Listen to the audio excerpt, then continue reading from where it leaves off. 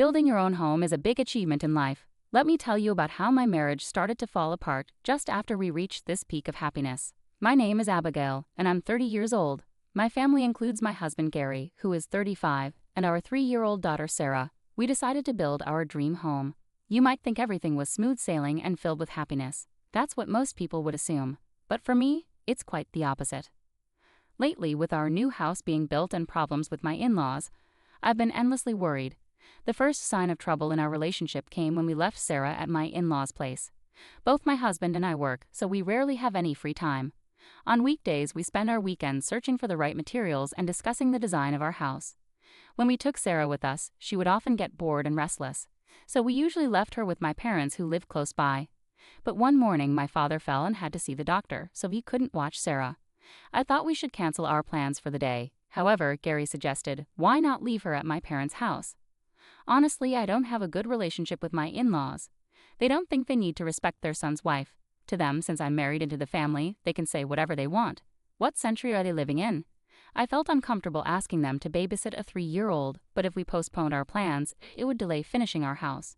Despite my doubts, we decided to leave Sarah with my in-laws for the day. After we finished our tasks, we stopped at a store and bought some expensive pastries as a thank you gift, then went straight to my in-laws' house.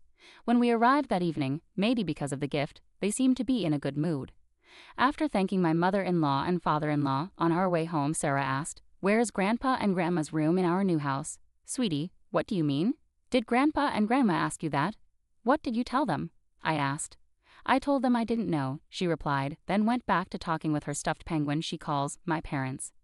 Granddad and Granny, so Grandpa and Grandma would refer to Gary's parents. Perhaps they were wondering if there's a guest room for them in our new house. At least, that's what I thought back then. After that day, my in-laws started visiting frequently, especially in the evenings on weekdays or holidays when we were home. Right now, we're living in a small, older apartment to save money for our house. Whenever my in-laws came over, they would immediately sit down on our dining chairs or sofa, asking to see the blueprints and paperwork for our house that was still being built. Before I could say anything, Gary would eagerly show them everything, explaining in detail. Why does he show them every time? It's already exhausting. They visited so often that my mother-in-law bombarded me with questions. It felt like I was being interrogated in a congressional hearing. It wasn't my husband in the hot seat, but me. I could almost hear the debate moderator saying, "Mil, you may speak." She would scrutinize the blueprint, pointing out flaws in the kitchen's layout and insisting we needed more guest rooms. She'd argue about the need for spare space and even joke about the declining birth rate, thankfully not seriously asking for my thoughts on it. Then it was my turn to respond. "Ms. Abigail, I'd say based on our discussions with my husband and the construction plans we've already set in motion, it's too late to change the layout."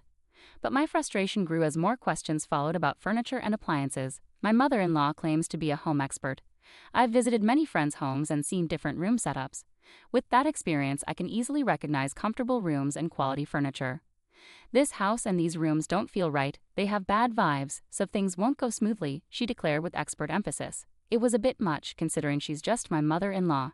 She was so irritating that I jokingly suggested, "What if we turn it into a multi-generational home and split the costs 50-50ths? But my in-laws didn't find it funny. "Are you asking us for money, you ungrateful child? A multi-generational home? I hate the idea of living so formally and reserved." That day, they left early. Good riddance. You're not my real parents, and I don't owe you any respect. Instead of parents, they're more like guardians. Later that night, after putting our daughter to bed, my husband came to me looking frustrated. "Mom and Dad mean well, so don't be so distant with them." Cold? I didn't mean to come off that way, but aren't your parents being a bit rude? They constantly interfere with our decisions about our home.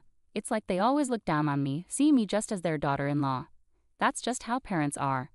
It feels disrespectful to dismiss their advice like that. Don't you understand how that feels?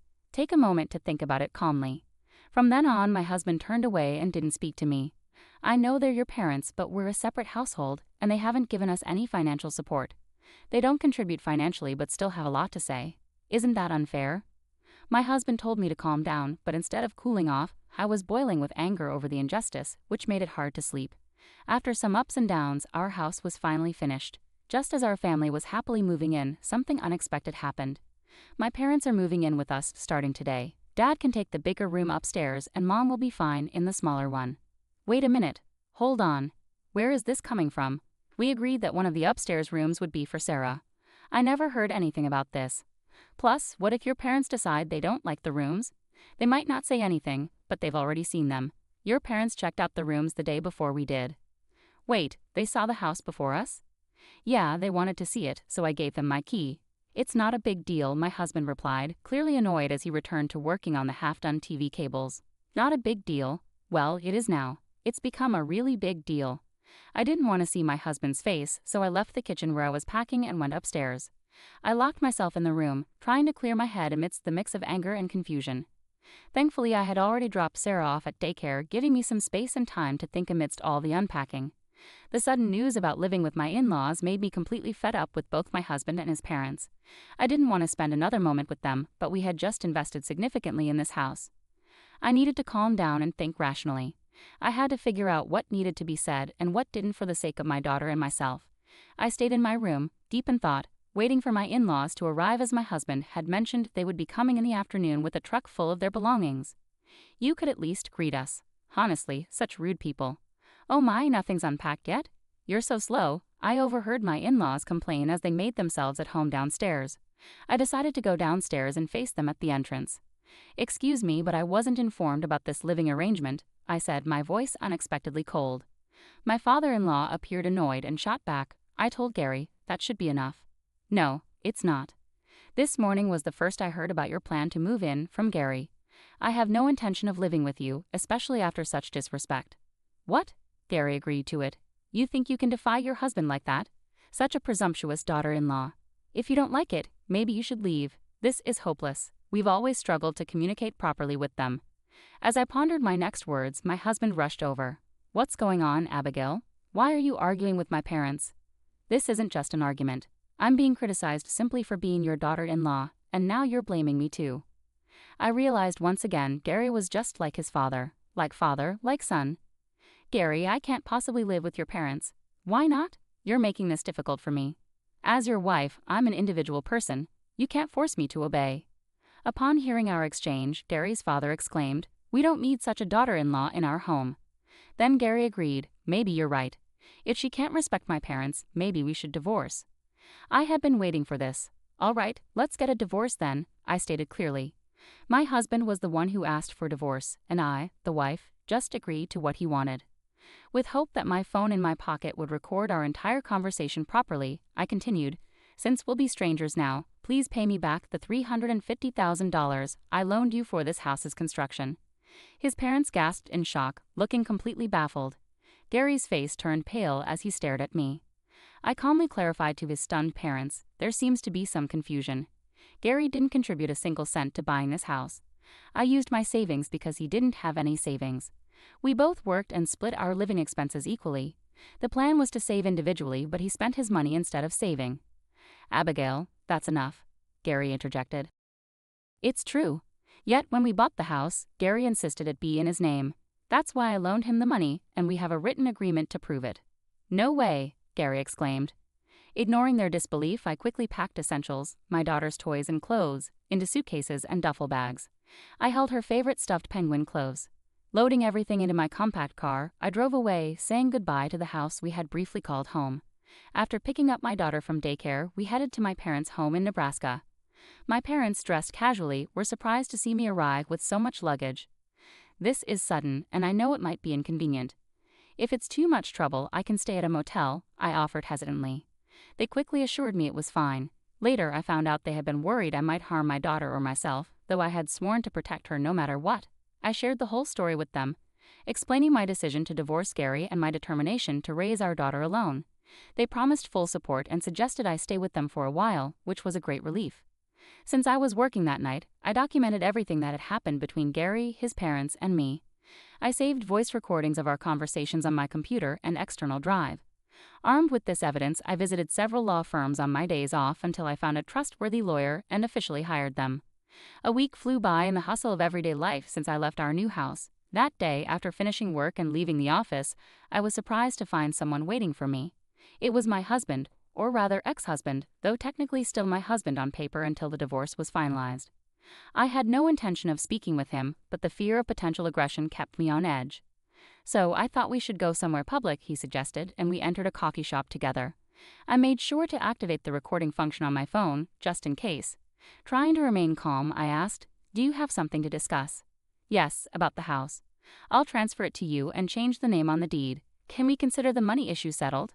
"I'm sorry, but I can't live in that house anymore, especially after your parents were there before us." "Why worry about such details?"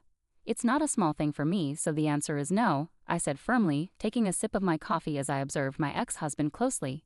His hair was messy, sticking out in places, and he had some stubble on his chin. Despite wearing a suit, his shirt was wrinkled, as if it hadn't been ironed or cleaned properly. I wondered about the kind of life he was leading, but he looked worn out.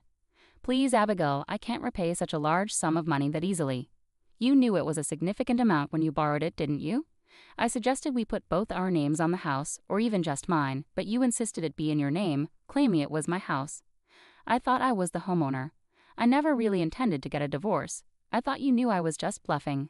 "I was serious. I'm done with you, and I'm definitely getting a divorce. It's not just about your lack of responsibility. I can't handle your rude parents either." "But I have to go. Sarah is waiting for me." "Wait, I'm taking Sarah with me." Fear gripped me at my ex-husband's words. When I returned to my parents' house, I asked them to be cautious, afraid he might try to take Sarah by force. A few days after my ex-husband's visit, I received word that my in-laws were at Sarah's daycare. I left work early and hurried to the daycare. Fortunately, I had informed them beforehand, so they had my in-laws waiting in a separate room where they couldn't see Sarah. As soon as I entered the room with my in-laws, they started shouting at me. "Give us our granddaughter back, you gold-digging thief." "What do you mean, thief? I haven't stolen anything." "If you're not a thief, then you must be a con artist. You must have done something shady to get that kind of money at your age. It doesn't make sense for you to have so much money." "No, all the money I lent to Gary was mine. It's all from my hard work, my savings, and the gift money from my parents and grandmother." "What gift money?" "Every year my parents gifted me a certain amount to avoid taxes, which was directly deposited into my account. Along with money from selling some stocks and my savings, that's where it all came from." "So all that money really was yours. Didn't you give any money as a gift to Gary?" "You can still make gifts, you know." My father-in-law grunted and fell silent. "They like to spend on expensive things and show off, enjoying luxury above all. As a regular working-class family without passive income, it's clear they probably don't have much in savings. They would never have thought to give money like my parents did." "I'm sorry, but I'm divorcing Gary. I'll be taking custody of Sarah. Please don't come to the daycare anymore." With that, I quickly got Sarah into the car and drove straight to my parents' home. Despite my warnings, Gary and my in-laws continued to show up several times after that. Each time, I tried to stay calm and send them away.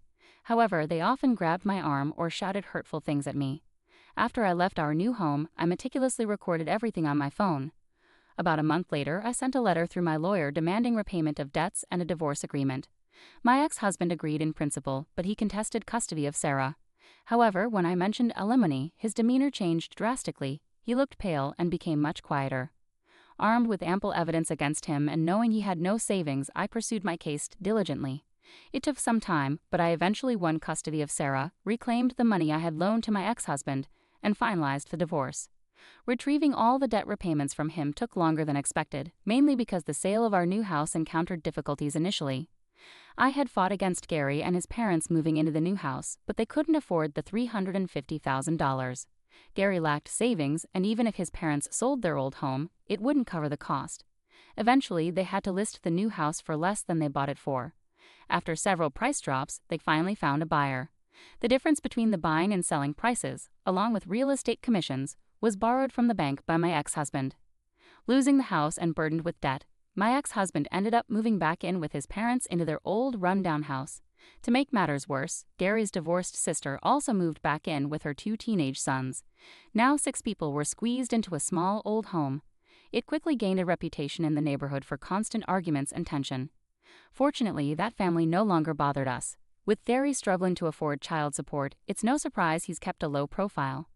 4 years have passed since then, and my daughter Sarah is now in 2nd grade. We're renting a place near my parents' home, and on days when I'm late from work, they look after Sarah.